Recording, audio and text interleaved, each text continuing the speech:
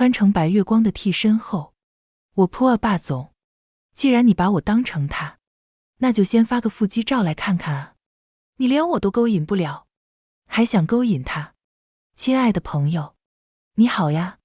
此刻的你，是刚结束了一天忙碌的工作，正窝在沙发里放松，还是在某个安静的角落，想暂时逃离外界的喧嚣呢？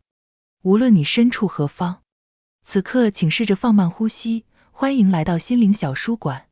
这里没有厚重的典籍，没有复杂的理论，只有一本本藏着温柔与力量的小书，和一段专属于你的与心灵对话的时光。喜欢我的朋友，欢迎点击订阅分享。那我们故事开始。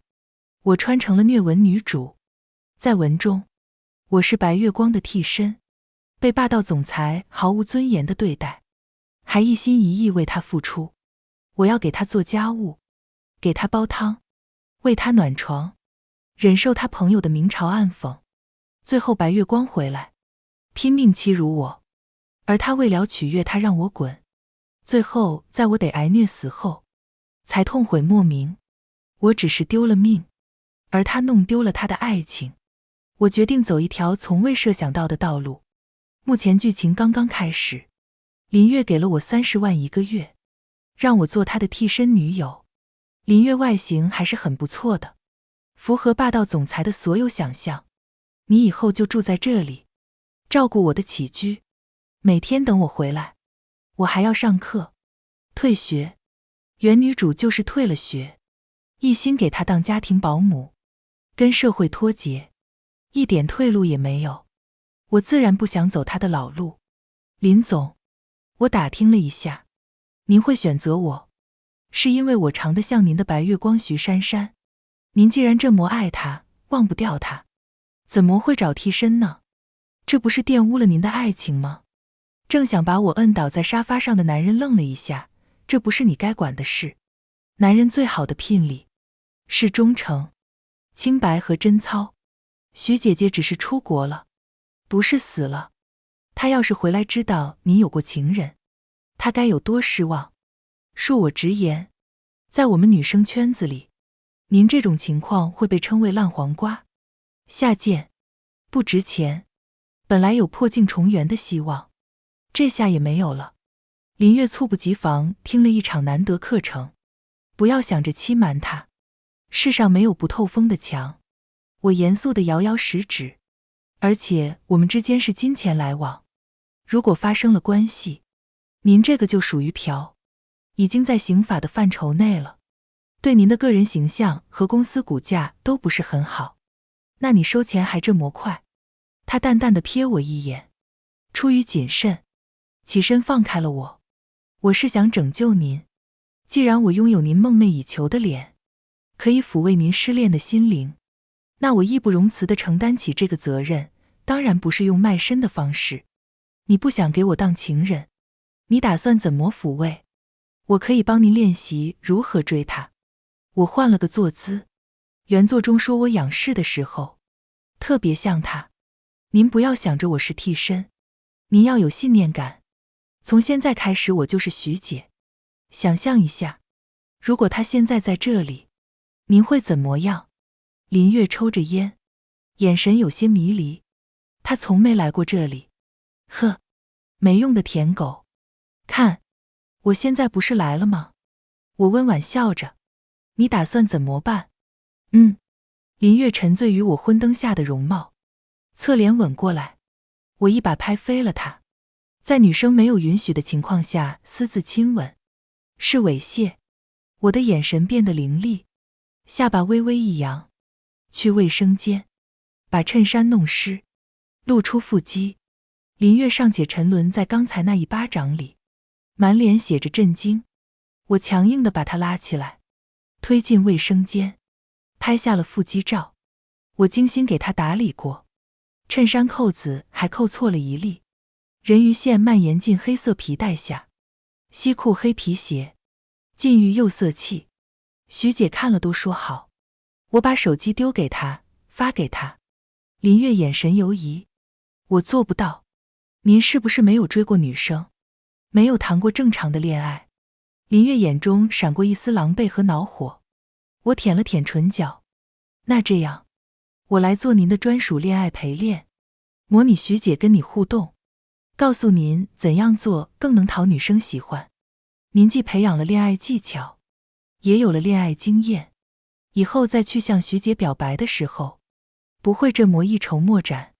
而且我们这个走合同的，属于纯商业性质，不掺杂一丝情感，也不会有肢体接触，对您的清白没有影响。林月考虑了一下，行吧，那现在我要回去了，您开车送我。什么？我看了眼表，现在已经11点了，天太晚，女生回家不安全，您得送，而且我现在可是徐姐，您不能拿司机敷衍我哦。林月盯着我的脸看了好一会儿，最后拿了车钥匙把我送回学校。我把微信改成徐珊珊同款，给她发消息，今天很乖。林月，晚安。渣男都是惯的，你为他付出，还赔上感情，他觉得你下贱，你设立有利于你的游戏规则，立好规矩，然后坦然地赚他的钱，他就很有礼貌，甚至还要谢谢你。第二天我主动给他发了早安，林月也回了早，留言中午约。我捯饬了一下，踩着点儿坐上了他的宾利车。今天表现不错，回微信很及时，邀约也主动，开的车很给我面子。就是，我微笑着打量着他。就是什么？您这个头发要理一下了。我看了足够久，状似礼貌地挪开视线。林月第一次感受到了女凝，有点惶恐地摸了摸自己的头发，之后全程都在不自觉瞟后视镜，看自己的发型到底哪里有问题。其实目光是一种权利，男人总是在审视女人，他们的眼神为女人设立了规定，比如什么是美，什么是性感。我对林月肆无忌惮的评头论足，只是为了告诉他，我们之间谁是爹。后来在餐桌上，我也保持住了这个状态。餐厅很好，饭菜很可口，你也非常绅士，但是我感觉您不太会逗女生开心。您跟徐姐在一起，也这么沉默寡言的吗？林月略显紧张地咳嗽了一声，我不太清楚跟女生聊什么。夸我？我身体前倾，看着她的眼睛，她有点懵了，脸上微微泛红。你今天很漂亮。继续。她扭过头，你的穿着打扮很朴素，很清纯，增加了一点点细节，比笼统的夸赞要好。还有呢？她憋了很久，你的口红色号很好看。我看她实在憋不出来了，低头切着牛排道，今天上午忙吗？还可以，跟我讲点公司里的事情吧。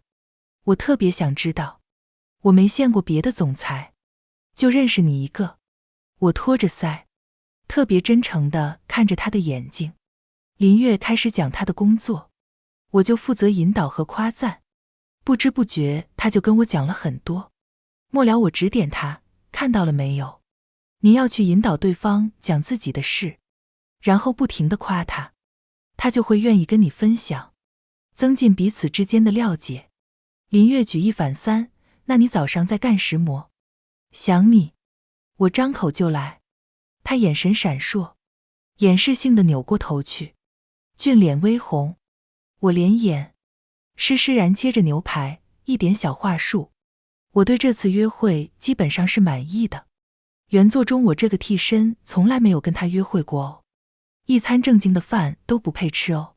这不是他爱不爱我的问题，是我在他心里，到底还有没有做人的基本尊严，值不值得被认真对待的问题。想到这个，我就让他给我拎包，话里话外指责他没有眼力线。堂堂总裁拎着我的帆布包，样子好看是好看的。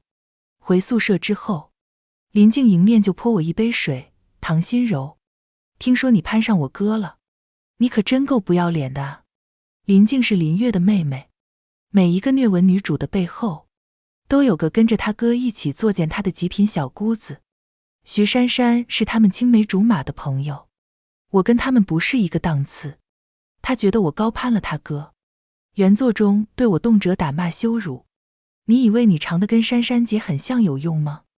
给人当替身，你一辈子就是个上不得台面的替身。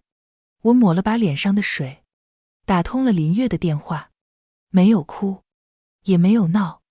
我问他晚上有空吗？有。想去哪儿吃？下馆子没有诚意啊。我舔了舔唇上的水珠，当着林静的面说，晚上我去你家，你做给我吃啊。说完，我就挂断了电话。林静破防了，叫得像只开水壶，我哥怎么会允许你去他家？他还给你做饭吃？他疯了吗？你凭什么？我扯高了唇角，你猜？贱女人，你信不信我一个电话让你毕不了业？林家确实家大业大，很有势力。很快我就被导师叫去，他义正言辞批评了我的作风问题。我招你是来做学术的，你却在外面傍大款，搞得满城风雨，声势浩大，成天豪车来去，你的心思还在学习上吗？原作中，导师帮着林静折腾原主，把他的名声搞得很差，导致他只能退学，变成了林月的金丝雀。我是专案默做，还是数据默记？哪一次实验我不是留到深夜？我质问他，这么大顶帽子扣我，林家的臭脚就这么好捧？导师掌握着每个学生的生死前途，哪里被这么对过？火冒三丈的把我赶出了实验室。已是深秋，天气很冷，我站在走廊里，突然发觉我的衣服还是湿的。隔壁徐副教授看我可怜，把我领进办公室，给我找了件干净衣服换上吧。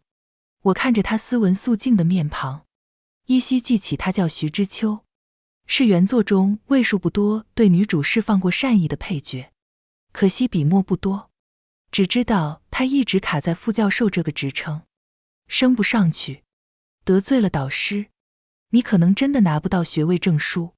他给我泡了杯热奶茶，拿到了又怎样？研究生毕业照样失业，现在工作可不好找。况且我是个女生，真要往学术圈发展，这其中的滋味，徐老师您是最清楚不过的。我捧着咖啡，眼神往他身上一转。徐老师，我手头有个专案，很有前景，客户都是现成的，你有兴趣了解一下吗？晚上，林月开车来接我，林静欺负你了。林静很喜欢打电话告状，在林月面前讲我坏话，我解释就是掩饰，掩饰就是事实，导致林月越发厌恶我，看清我。她很依赖您，看您对我比较照顾，心里舍不得您这个哥哥。没关系的，不过，我恰到好处的停顿。不过什么？林静很想往娱乐圈发展，不好好读书，到处试戏。她原本成绩很好的，三言两语让林月蹙起了眉。原作中，林静后来居然当影后去了，什么鬼东西？还是顶流，日入208W，怎么好事都让你们林家人撞上了？我打定主意要改变她的命运，我们班上像她这样的家世，一般都出国深造了。你说的对。林月深以为然，赶紧的把她送出国，读她个3、4年，等她回来都多大年纪了？娱乐圈可容不下她。我们去了趟超市，然后回到林月的郊外别墅里。现在的女生都很娇贵，特别像是徐姐这样，您把她追到手，肯定不是为了让她烧饭做菜伺候您对吧？到时候会请阿姨。林月很自然地说。我冷笑，特模的你现在倒知道请阿姨了，怎么原作里我给你煲了3年的汤啊？男生会做饭是很大的加分项，一般也会被认为顾家有情调。您在情调这块比较劣势，因为工作原因很少能有大块时间陪伴。那我是建议您多多下厨，多多做菜。林月脱掉了西装，在白衬衫外扎上围裙，在外面留学的时候有做过，现在都生疏了，我都快等不及了。快让我验验您的手艺。我坐在吧台的高脚椅上，懒洋洋地托着腮旋转着，看他在里面忙活。哎呀，这可真是风水轮流转啊！终于轮到他为我洗手做羹汤了，美得嘞！林月留过洋，做西餐的手艺居然挺不错。我表扬他，色香味俱全，大问题没有。您只要弄清楚徐姐喜欢吃什么，然后投其所好就可以了。她喜欢吃辣，吃重口味的。林月的眼神有些怀念。原作中，我给她做了3年的菜，她都不记得我的口味。白月光一回来就点了个水煮鱼，让我这个痛经体质一起吃，可见不是记性不好，就是心思没花在我身上。也是，谁会记一个倒贴女奴爱吃什么啊？我搅动着鸡蓉蘑菇汤，这不大健康。您可要费心一些营养搭配了，您做菜奶油、芝士放得很多，血脂还正常吗？啊？林月愣了一下，我看您平常工作很忙，也没时间运动，吃的大鱼大肉还要喝酒。您上次体检报告怎么样？林月郑重起来。还可以吧，您也快奔3了吧，年纪不小了，要注意保养了。林月愕然，似乎从没想过会被我这个清纯女大学生说老。不过现在生物科技很发达，可以让你一直保持25岁的生理状态。西谷那边的大佬圈子里很流行配个专门的私人医生团队，用各种补剂和药物维持精力。我们院里就有个教授引进了这个专案。林月一开始没兴趣，但我知道他所有的问题：睡不好、胃病、过敏体质。我一直扑他，说他看起来黑眼圈重，整个人没精神气儿，眼角都有皱纹了，可见是湿气入体啊。然后在时机成熟时，把徐之秋推荐给他。我们院就是生化环材4大天坑里面的第1坑。徐之秋做药物研究，给他开了点补剂让他回去吃，他感觉还不错。徐之秋又给他组了个私人医生兼营养师团队，每天监测他的身心状态，然后给他喂药。我也没闲着，跑前跑后注册公司，挂在我们院里，拿到了大学生创业政策补助，背靠学校把各项许可证批下来。等林月和徐之秋签合同的时候，我已经是赛博生物科技的联合创始人了。我最近确实感觉身体好了很多，睡眠品质很好，白天起来也有精神，注意力提升以后，处理工作更轻松，每天还能挤出时间锻炼。林月容光焕发地看着我，我冲她微笑，我早就跟你说过了，徐教授是专业的。那么具体费用是多少？林月看向他，200万。徐之秋缓缓勾起唇角，1年200万。签下第1个单子后，我和徐之秋约了个馆子庆祝。你老板知道你跟我一起合伙后，发了痛火。徐之秋告诉我，我们研究生管自己的导师叫老板，还有这种事。他今天倒是打电话让我过去继续上课。导师听说我创业了，还签了林家的大单，对我的态度180度大转弯，从未有过的热情好说话。玄明里暗里问我为什么不找他，我直接告诉他，创业，我只考虑跟女生合伙。女生心细、谨慎、情商高、同理心强。导师曾经当着我的面说过，下一届再不招女生，女生反正都要去傍大款，他以后只招男的。徐之秋又问，那你打算回去吗？我摇摇头，上学说到底是为了工作，我已经有工作了，我有公司要管，我让他可以把我的学籍直接取消，我无所谓。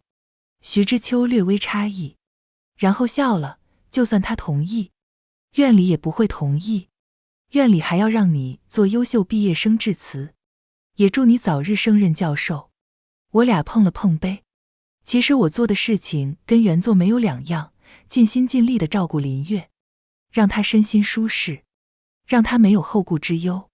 不一样的是，原作我亲自洗手做羹汤，现在我找了个专业团队来做，中途还敲了他一笔，顺道成为了学院的明星，从此再也不是中途肄业的苦情菟丝子。妈妈型的付出和牺牲是不值钱的，男人不会因为这样就爱你，因为掺杂了感情，男人还觉得这是他们自己的魅力，他们值得。而你很傻很天真，我始终不懂为什么虐文女主总在照顾男人，这似乎有一种东亚式的规训在里头，爱谁就做他的妈，这也被认为是一种普遍的女性美德。可这要真是美德，男人自己怎么不践行呢？男人怎么不做女人的贤内助，而要去打拼事业，然后飞黄腾达，在外面莺莺燕燕？我钦佩贤内助们，但我做不到。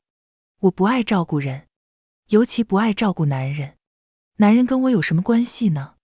要我春蚕到死丝方尽，蜡炬成灰泪始干。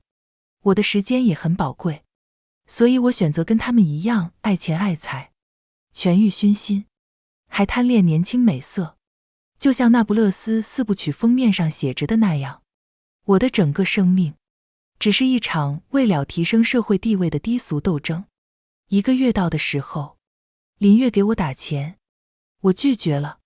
我开玩笑的，林总，您是林静的哥哥，我觉得您人挺好，想跟您交个朋友而已，怎么可能真要您的钱呢？清纯小白花唐心柔可以为这个价钱委身做你的情人，无怨无悔。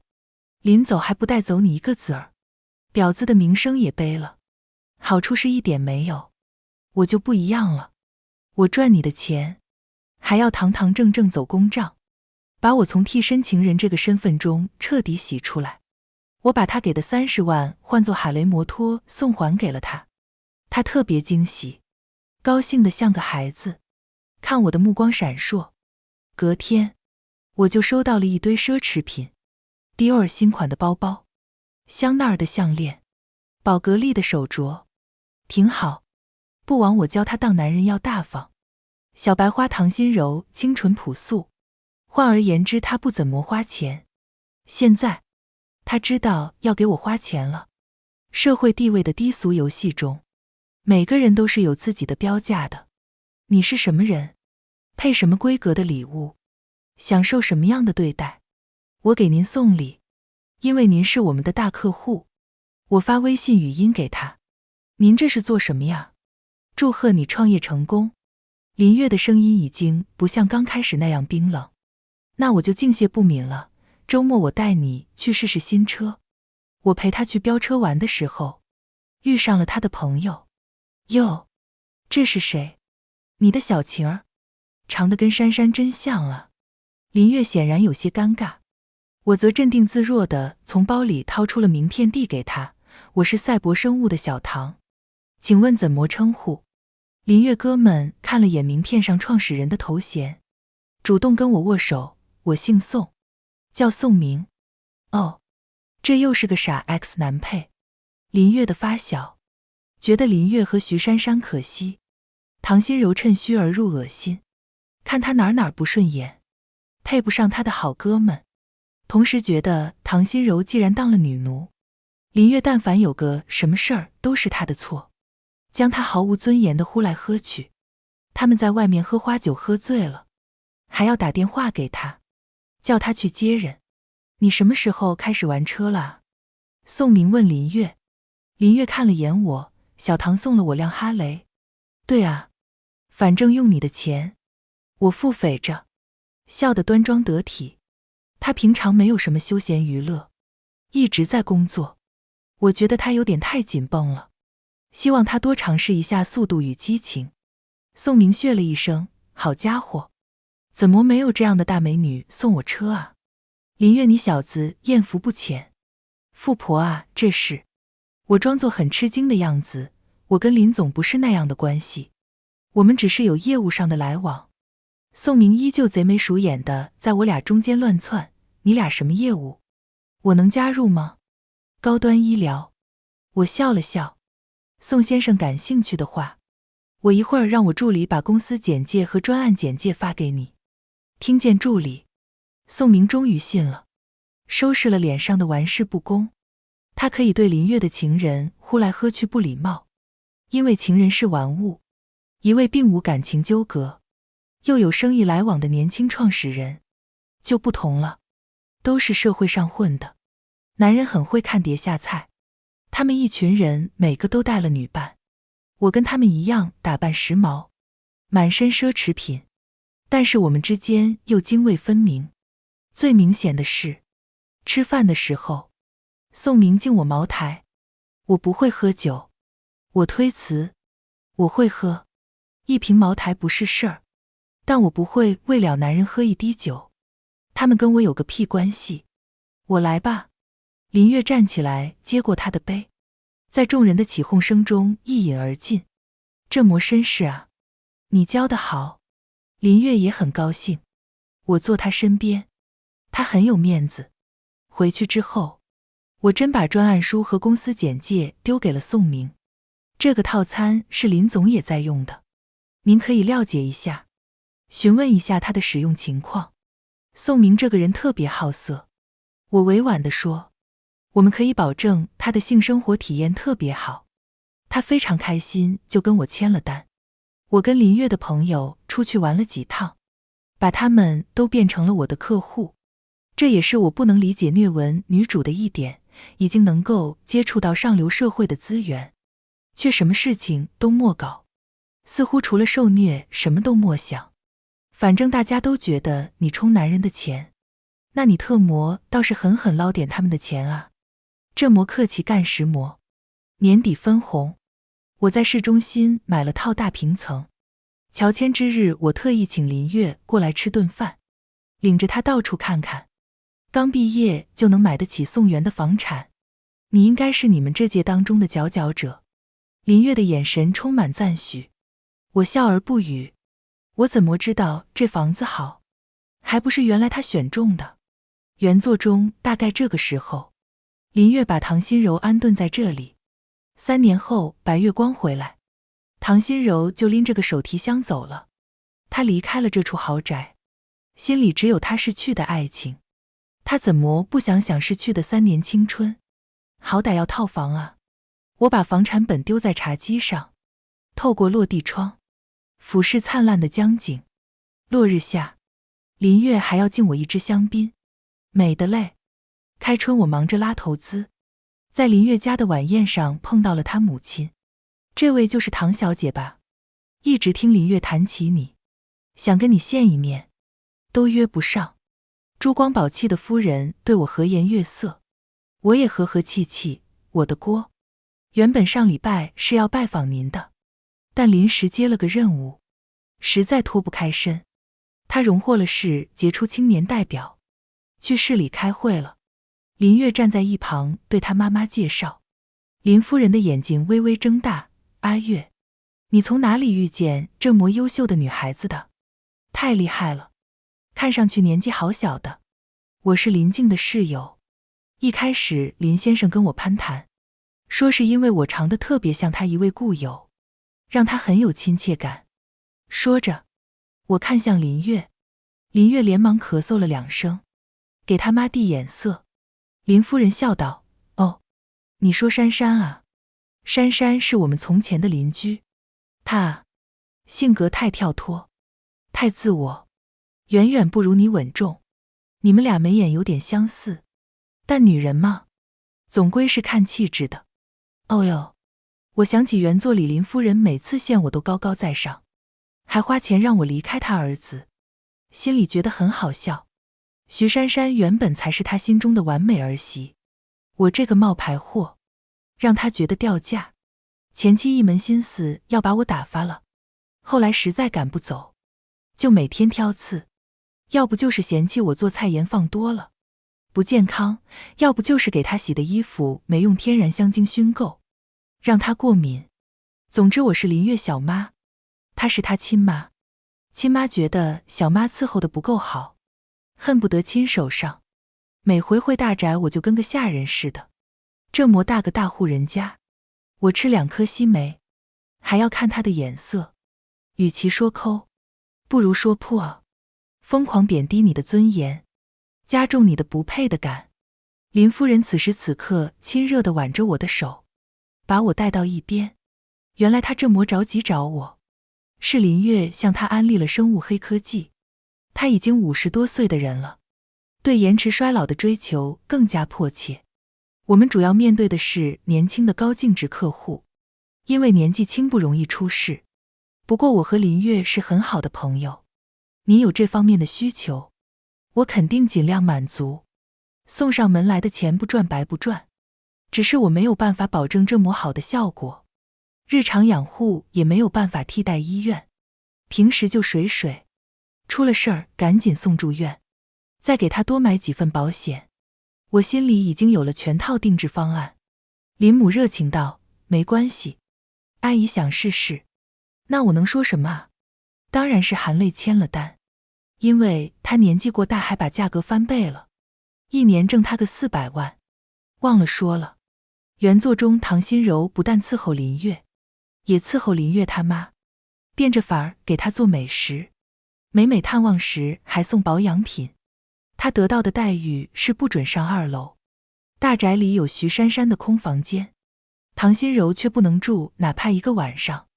他们在一起第1个春节，唐心柔在后厨忙到半夜，最后他妈告诉林月已经喝醉睡下了，让他收拾完回去。他一个人走在新年的钟声里，走在白茫茫的大雪中。当天晚上林母邀请我住下，我跟着他上楼，看了看传说中的2层怎么样，这个房间特意为你准备的。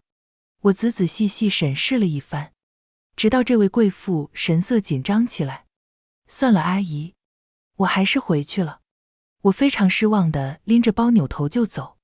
她的脸色一刹那变得煞白，我对她的房间不满意，觉得配不上我，而我这辈子都不会告诉她哪里不满意，她得战战兢兢地去猜，就像原作中的唐心柔猜她的心思一样。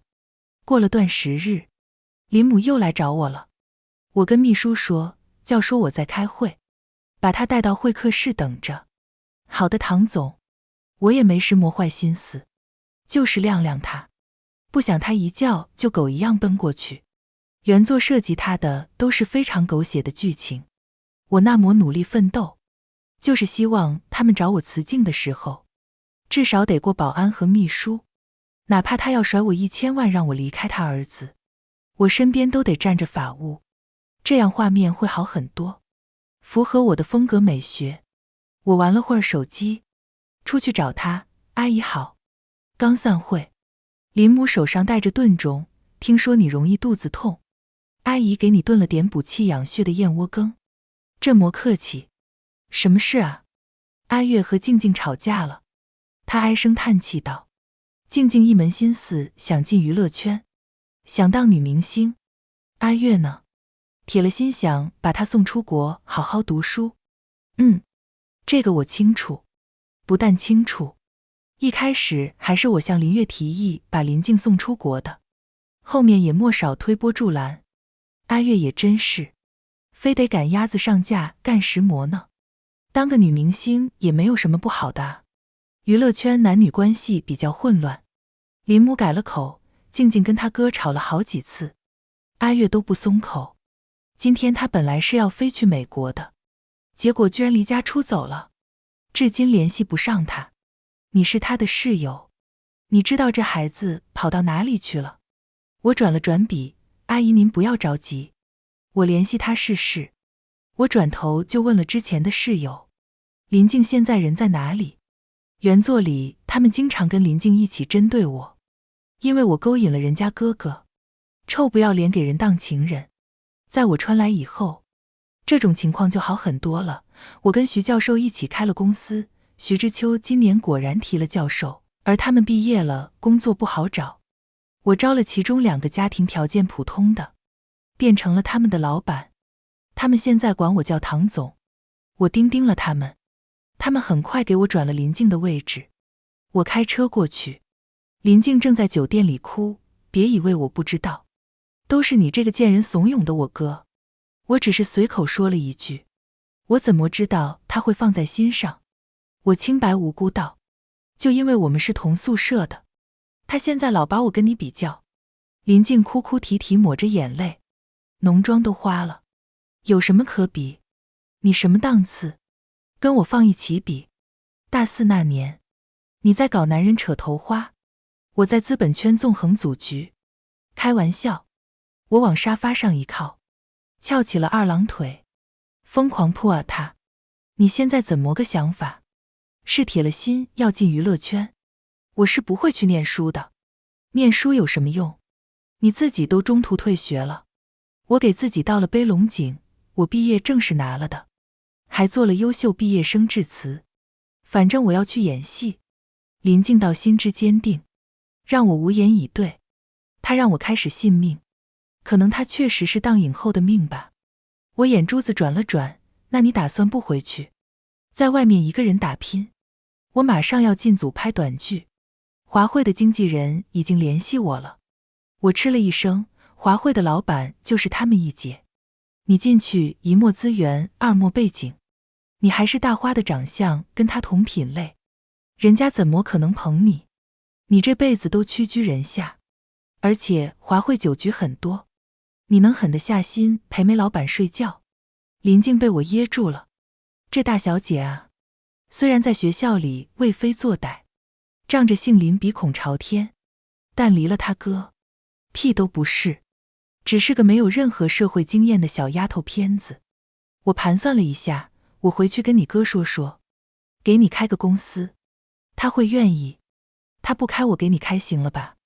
我冷哼一声，在林静敬畏的眼神中离开了。到林月那边，我换了个话术，他执意要进娱乐圈，那圈子乱得很。林月疯狂抽烟，要不这样，我给他搞个公司，找个经纪人带他，与其让他到别人手下去讨生活，不如顺着他，看着他，管着他。林月看我的眼神充满感激，你去做，钱我来投。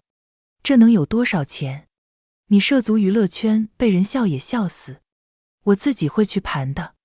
我对这块确实有兴趣，资本也有鄙视链，大资本不惜的娱乐圈，我不关心他的名声，我只是纯粹不想他插手。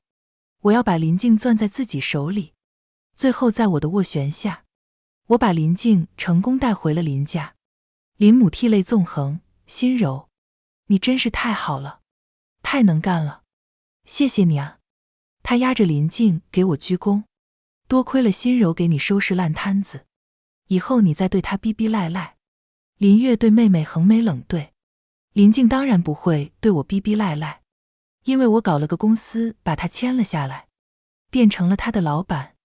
我对挖来的经纪人私底下吩咐，随便带着吧，也不用太费心。这是个富二代，家里希望他早点嫁人。不过林静真是顶啊，我这么背后搞他，他愣是在第2年报了2个剧，我也认了。反正我跟他82开，钱都进了我的口袋。我痛恨林静，但我不能跟钱过不去，这不道德。于是我让经纪人把他通告排满，他累死累活演戏上综艺，每个月给我赚个1800万。我又拿着他的名头去市场上融了个4、8个亿，招了一群年轻弟弟进公司养着，然后我就养成了压力一大就跑娱乐公司的好习惯。看到一群年轻弟弟争着抢着叫我姐姐，玄明里暗里要跟我夜光剧本，心情都变好了。哟，谢谢林静。就在我事业蒸蒸日上之时，林月有天打电话喊我去旅游，他们公司每年都有公费旅游，这几年我们俩处得不错，他总叫我一起去，这也不是第一次了。我不疑有他，收拾了一下就过去了。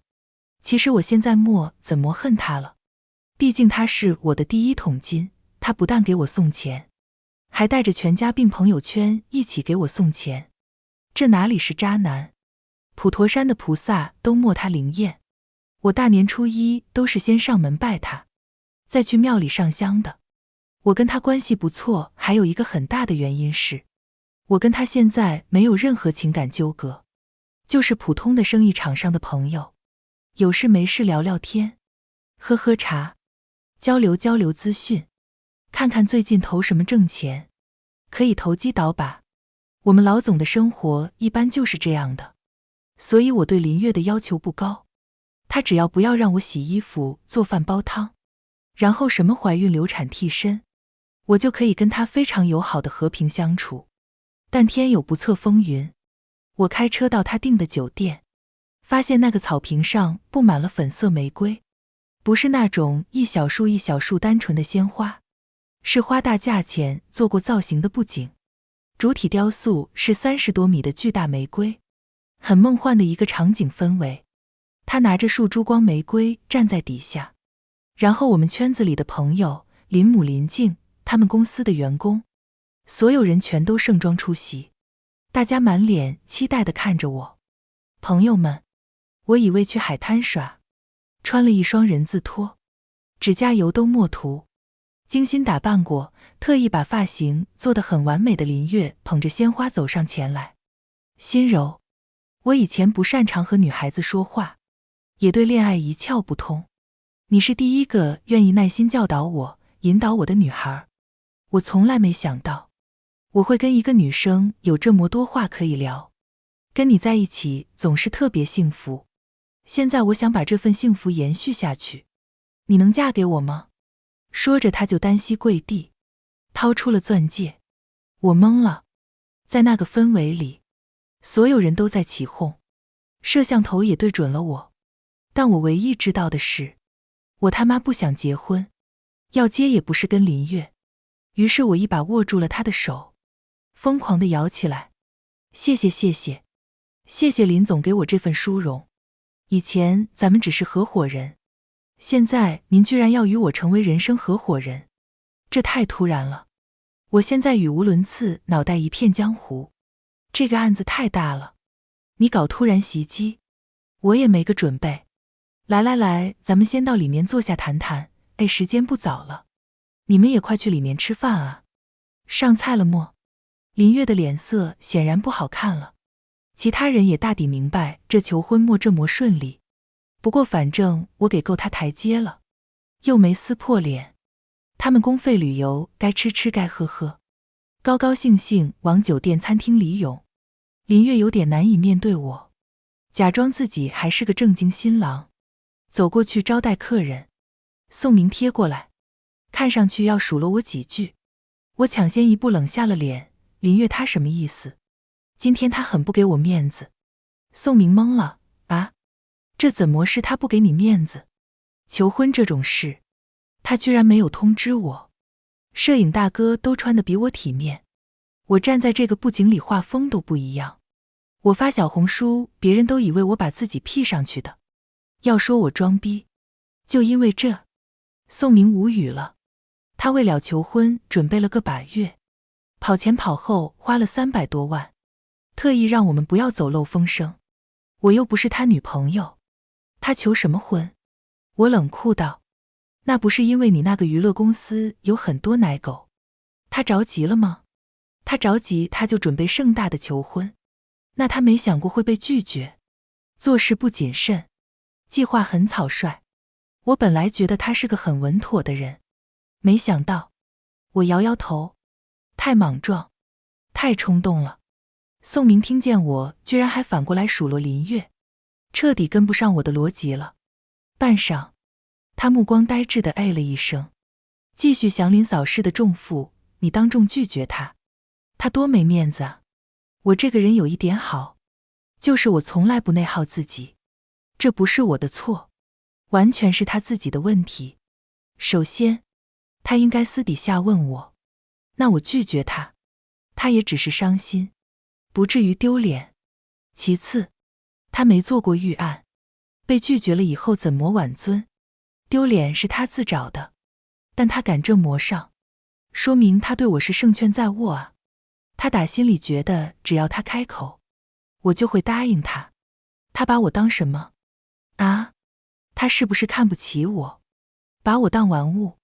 宋明看我越说越气，连忙安慰我，当然不是，怎么会呢？你误会他了。他是真的喜欢你才会这么做，那他情商太低。我不吃任何道德绑架，今天就是天王老子来了，锅也全是林月的，我够给他台阶下了。见我如此强硬，宋明已经彻底被我洗脑，他情商低，你也多包容他一下。你们都这么多年了，他对你怎么样我们都看在眼里，你就赶紧跟他定下来吧。我们俩的事，你比我还清楚。你这么心疼他，那你跟他结婚啊，反正婚礼布景都在了，现成的，手工西装我给你订啊。宋明简直要哭了，心柔，我又不是 gay， 我跟他是纯纯的铁哥们，你怎么能这么想我？我把宋明喷得狗血淋头，正巧林月过来找我了，宋明仿佛见到救星一样跑了，还很注意不跟他有什么眼神上的接触，以免被误认为是 gay。 我正在气头上，还没喷爽，示意林月跟着我进会议室，继续喷他。你今天什么意思？我还能有什么意思？林月沙发上一坐，掏出烟来，回过神来又不敢点，只在指尖夹着把玩。我们这么多年了，你不该给我一个承诺吗？什么承诺？我们连恋爱都没谈过，为什么直接快进到结婚？恋爱都没有谈过。呵，林月夹烟的手微微颤抖。那我们这么多年算什么？我给你做饭，你要去哪儿我开车接送，我陪你到处玩。19年你爸住院开刀，你在国外回不来，我在医院没日没夜陪你爸，那我对你没有付出吗？啊？我反问。你的哈雷我买的，你的手表西装皮鞋不是我买也是我挑的，但凡我出门都会给你带礼物。你说你想要秋天的第一杯奶茶，我订了几百杯送到你公司，从上到下人手一杯。你想要什么？我不是第一时间给你弄到，我还不够体贴。林月情绪缓和了一些，但还是很失望。你自己听听，像个渣男一样，你就是在吊着我，把我当备胎。我吊你当备胎？我把手一环。林月，我当你是非常好的朋友，我这个人很大方，愿意对朋友付出。林月把头扭过去了，异性之间哪有朋友？好啊，感情我把你当朋友。你想睡我？我抓起人字拖就往他的定制西装上扔过去了。林父早逝，林月长家很早，他母亲又很娇惯，所以他这辈子没挨过打，被我这么拿拖鞋拍。他懵了，下意识蜷缩了一下。我立刻把另一只拖鞋拆下来举在手里，大卫光火的在木地板上踱来踱去。好，既然你这么说了，我告诉你，我为什么这么多年只把你当朋友，没对你有半分肖想。你还记不记得我们是怎么认识的？你是林静的同学，我们一起吃饭，林月避重就轻。然后呢？你他妈给我开价30万，让我做你的小情儿，因为我长得像你的初恋。我拿拖鞋往桌子上一拍，你觉得这样的开始，我能跟你过？你疯了吧你？林月眼中闪过一丝愧色，那是从前，我当时也不熟悉你，而且我们很快就解开了误会。误会？你可拉倒！我冷笑，从你开口的那天起，你在我这里就没有机会了。为什么？因为这件事暴露出你的品性太过低劣，太恶劣了。什么男人一开口就对女大学生包二奶，包情人？认识第一天把我带回家要睡我，不守难得几把骨折。林月立刻坐直了。你这么说我不承认，我那是第一次，我之前没有谈过恋爱，也没有情人，从那以后我也没有。别人出去应酬都带女伴，但只要你有空，我喊的一定是你，要不就是男秘书作陪。我绝对是整个京海最有难得的男人。至于为什么我们初遇的时候，我会对你提出这种非分的要求，因为那是你啊。我看到你，我就知道我命中注定一定要跟你在一起，哪怕我说话情商低了一点，做事偏激了一点，对你有点强取豪夺，但我爱你的心是真诚的，这一点你必须承认。我惊了，上下打量着他，林月，你有点长进啊。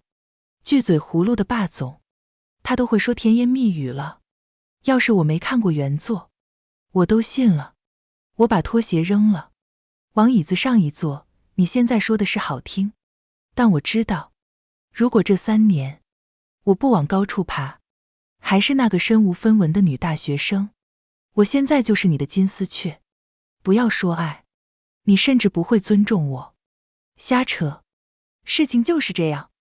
我看过剧本的好吧？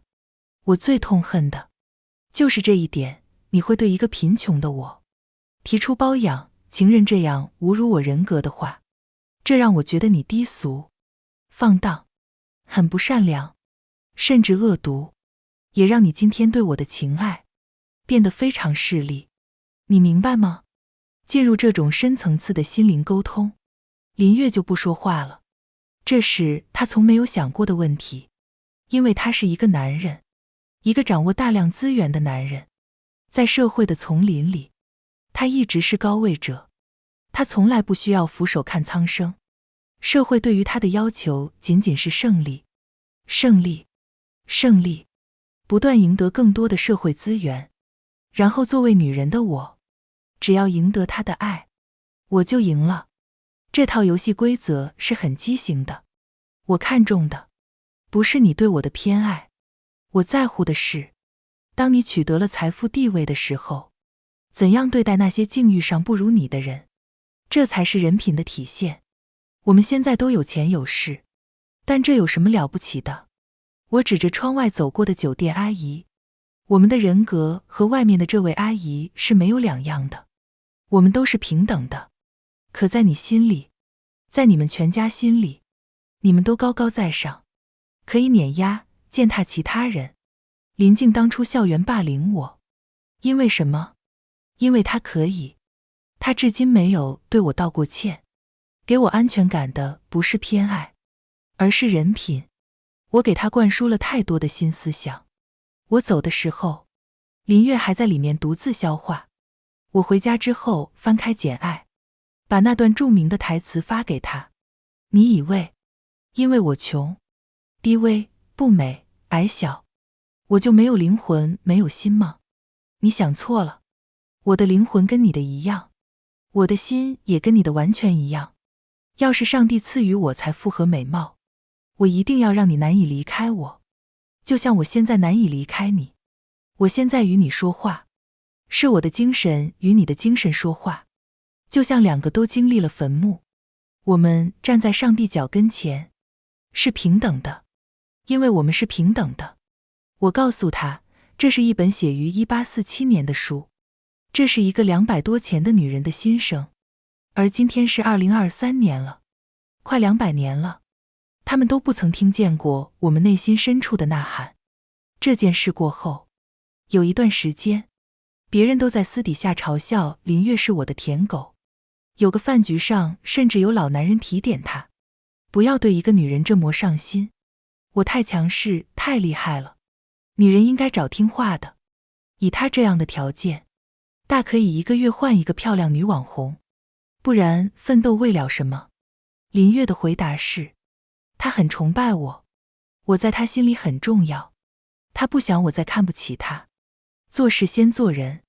他这么跟那位老板说，人家觉得他很清高，很装逼，但不重要，反正他是甲方。那位老板暗地里吐槽他，明面上会改把饭局约在茶馆，喝茶盘盘串，过上中老年人的养生生活。就这样又过了几个月，3年之期已到，我们的女主角徐珊珊回国了。我是从宋明那里得到的这个消息，而且是第一时间。我们几个老朋友打算约她吃个饭，你要不要来啊？我觉得很奇怪，你们老朋友约找我干什么？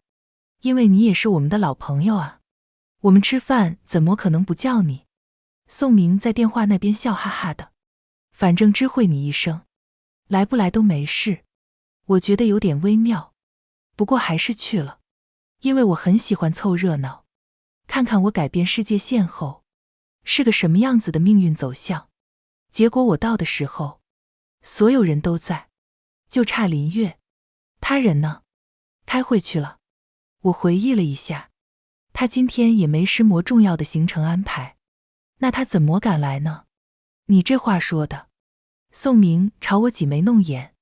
他不来，你叫我来，我也不知道你真能来啊。我只是知会你一声，这事儿总不能瞒着你吧，到时候被你知道了多不好。宋明苦哈哈道。看来解决白月光回国这件事，也让这帮死直男挖空心思，不知道怎么安排才妥帖。我觉得挺可乐的，我能感觉到所有人都在帮着林月避嫌，跟原作真是差了10万8千里。徐珊珊进来的时候，我仔细打量了一下她的五官，我们的五官走向确实有点像，但长相可以类似，气质是完全的大相径庭。我是那种不管在什么境地下，都不觉得别人能像我的类型，更不要说我像他了。我始终有这个清醒的认知，可能是我特别傲气的缘故。徐珊珊反倒有点放不开。这是我们唐总。林静坐在我另一边，跟我很好的搀着手臂，展示我们是好闺蜜。珊珊姐，我们一直跟唐总说，你长得很像他的。徐珊珊有点窘迫，就像原作中坐在这张桌子上被人说替身的唐心柔，美女都是类似的。三庭无言，我跟她碰了碰杯，她明显松了口气。这张桌子上再没有发生什么 drama 的事，就是大家闲聊。我跟徐珊珊没见过面，但我这个人商务跑惯了，给她准备了一点见面礼，是一枚古典气质的珍珠胸针。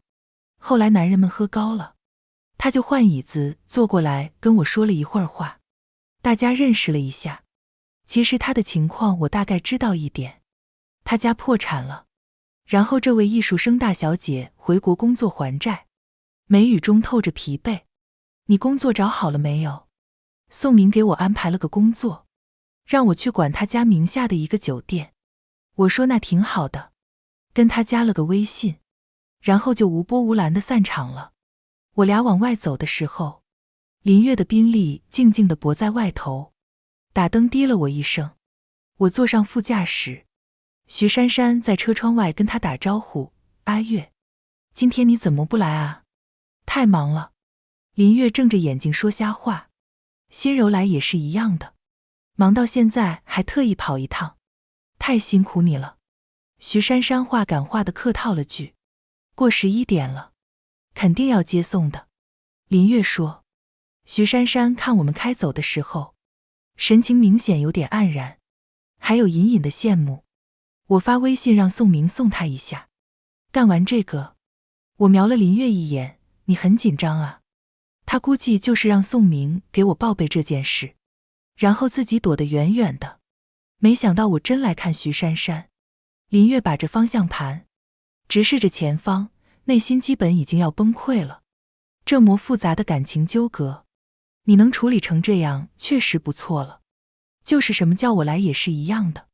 我送他礼，你转头就说我是代表你，你是不是白嫖我的人情啊？对，我经常在外面这样蹭你的光。我勾了勾唇角。徐珊珊没有在京海停留，迅速就去了宋明家的酒店上任。那是个很远的城市，没过半年，这俩居然结婚了。我收到请柬的时候简直不可思议，不过想想徐珊珊迫切想要上位搞钱，宋明又是个好色之徒，原作里他总帮着徐珊珊说话，也是条舔狗，这个发展倒也不意外。林月跑去当伴郎，徐珊珊也邀请我当伴娘。这半年他跟我聊得比较多，说他实在没有什么朋友，林静这帮人挺势利眼的，看他家道中落不太看得起他，可能他的朋友圈里，我是唯一一个待他比较和善的人。婚礼很铺张，两人结婚以后，徐珊珊生了个女儿。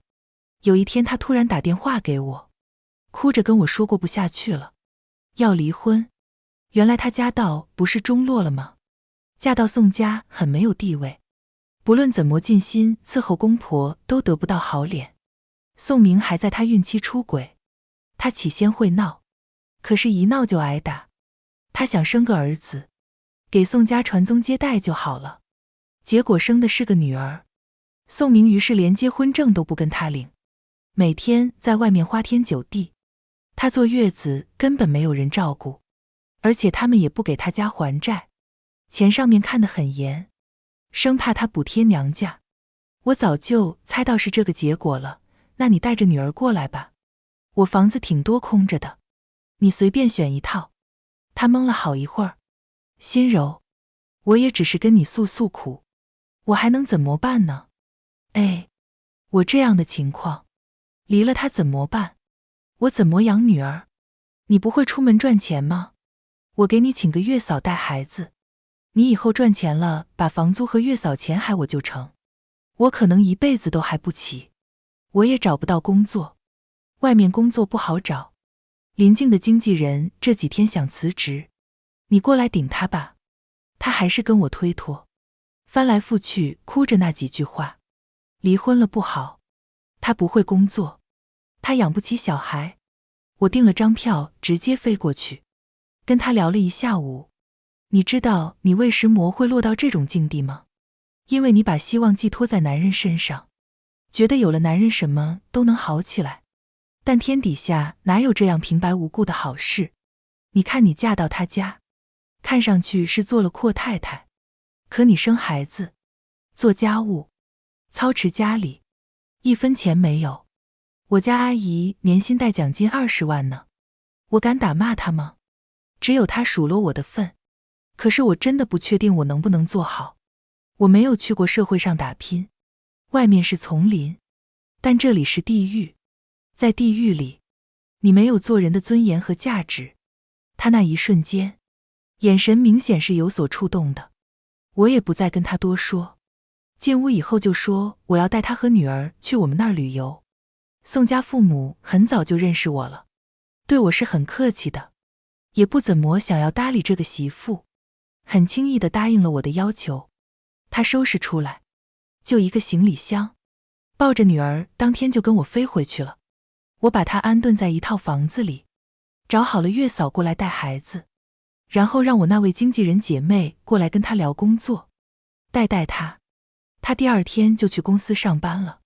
当天深夜，徐珊珊给我发了条微信，昨天我以为我一辈子也就那样了，绝望到想抱着女儿自杀，没想到第二天我就已经变成了完全不同的人。我回她的是第二信中的一段话：男人的极大幸运在于，他不论在成年还是小时候，都必须踏上一条极为艰难的道路，不过这是一条最可靠的道路。女人的不幸则在于她几乎被不可抗拒的诱惑包围着，她不被要求奋发向上，只被鼓励滑下去到达极乐。当她发觉自己被愚弄时，为时已晚，因为她的力量在冒险中已经被耗尽。徐珊珊知道她已经没有退路了，非常努力，也很用心的在学，在经纪人离职后帮我顶了上去。徐珊珊和林静这对原作中的闺蜜，很是互相折磨了一段时日。后来林静因为太过嚣张跋扈，她防了一次，徐珊珊占据了主动权，终于不用在她手下受气。我认真带了她1年，把公司交到她手里，让她实现了财务自由。她女儿管我叫我钱妈。林月很后面才知道我们搞在一起，她很震惊，也很慌张。后来发现我们真的在一起搞事业，跟她无关，也对她根本不感兴趣，这才放下心来。但是她始终不敢跟徐珊珊见面吃饭，他们唯一一次打电话，是徐珊珊找我对合同。她接起以后，她立刻说：“你怎么能随便动人家手机？”林月气得半死，我怎么就不能接她的手机？徐珊珊对于她的观感，从此就变成了那个男的，而且跟天底下所有的闺蜜一样，觉得她有点配不上我。再说宋明看到徐珊珊跑了，居然发展的挺好，变得这么容光焕发、雷厉风行的一个御姐，就回来纠缠他。徐珊珊说，我很忙，你跟我助理约时间去。然后行程排到2年外。宋明在公司闹，在他家闹，但没有结婚证，不算家庭纠纷，被抓去拘留了。他出来的那天，林月还骂了他一毒，说他这事儿上非常混蛋，品性低劣，不像个男人。后来他就老实很多。宋明很怕林月不理他，有点 gay 里 gay 气的。我跟徐珊珊说，你是真的天选之女，命中注定就没有那张结婚证，也不用什么离婚冷静期，在事业开始之前就先把女儿生好了。徐珊珊现在对这事儿的看法也很乐观，宋明人虽然辣鸡，但女儿给我生的又漂亮又聪明，浑身上下也就条 X 染色体可看。后来徐珊珊跟我们公司的一个小狼狗在一起了，她把小狼狗捧起来，小狼狗拿了影帝，哭着说要给他带孩子，不给带就解约。我说那赶紧的，在一起吧，解约了我这个明年的财报不能看了。两人就同居了。林月知道这个事情之后，极度的变了形。为什么我到现在都还只是男朋友？我不配跟你结婚吗？人家只是同居啊，我们都没有同居啊。林月越说越委屈，为什么会这样子呢？你这样我真的很没有安全感，每天很忙很累，回家还要开半个小时的车去找你，有时候你都不在，也不知道你在哪儿，跟什么人一起，你微信都不回我。那你住过来吧。我感觉他最近因为这个事情有点焦虑，可能因为所有人都在问他什么时候我才会嫁给他。他看到我们公司这么多小奶狗，压力很大。同居了一段时间，他精神状态好了点。有天在床上问我什么时候结婚，我跟他认真探讨这个问题。婚姻制度已经落后了，它不符合现在的社会现状，所以这么多人才不结婚。我们这样不是很好吗？合则聚，不合则散。然后他居然哭了。我不管婚姻制度落不落后，我就是想结婚。你这样我觉得你一点都不在乎我，不考虑我的感受。不管怎么样，我们已经10年了。10年，我在外面却还只是你的男朋友。那个姓白的小白脸可以忍受，但我是跟你白手起家的啊。唐心柔，你说过我要什么你都会尽力满足，那我就是要那张纸。我后来想了想，也行吧，无所谓了。我虽然不是很有道德感的人，也不太想负家庭责任。当初跟林月处对象，纯粹因为感觉他活儿挺好，睡一睡也没关系的嘛。但他因为我的这种玩玩的态度，受了很多精神上的折磨，我对他有愧疚的。而且他这几年也长进了，跟原作里判若两人，为人处事待人接物都有修养多了，不但是个正常人，而且比正常人这条标准线都要高很多。人品在我见过的男人里基本上是数1数2的，认知上也能接受全新的东西，会站在我们女性的角度看问题，跟普通男人是完全不一样的。那我觉得也莫大关系，反正以后处不好可以离婚的嘛。法律保护的是有钱人，我连财产交割这块都不需。我是行动力超强的人。第2天就带他去了民政局，他拿了证出来，很虔诚地跟我说，以后我生病动手术，你就可以签字了。你不怕我把你气管啊？你这个人杀心太重，刚结婚就要杀老公。林月摇摇头，现在他也会反过来对我进行道德说教了。我们的婚礼非常盛大，非常铺张，我是完全不愿意这么操办的。